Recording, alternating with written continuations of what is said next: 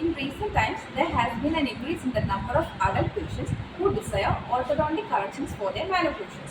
Numerous differences exist between adult orthodontics and orthodontics in young patients. Let's see which are the important areas these differences are seen. The first one is growth to work with. One of the important difference in treating a child and an adult is in child, the orthodontist has growth to work with.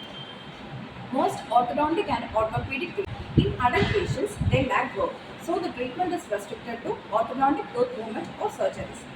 The second one is diagnosis.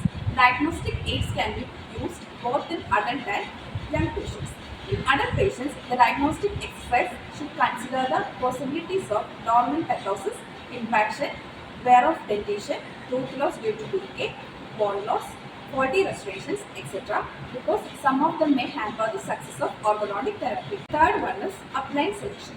The younger patients who are growing can benefit from orthopedic and myofunctional appliances that modulate the growth in cases of abnormal growth rate and direction.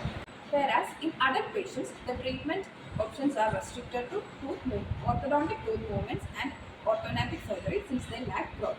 Next is periodontal problems. Periodontal involvement and bone loss are very common in adult patients, so that such compromised tooth move more readily and offer poor anguish and make the orthodontic treatment very difficult. Next is tissue vitality. Tissue vitality and responsiveness to the forces are much lesser in adult patients than younger patients because of their reduced vascularity and cellularity. Next is patient motivation and cooperation. The adult patients who are seeking orthodontic therapy are well motivated so that the orthodontist can expect more cooperation from the adult patient. The second last one is treatment objectives. In adult patients, many compromises might have to be made. The objectives of function, stability and aesthetics may not be achieved. So, the dentist thus strikes the best possible balances between various objectives. The last one is treatment appreciation. The adult patients are more appreciative of their treatment results than a young child.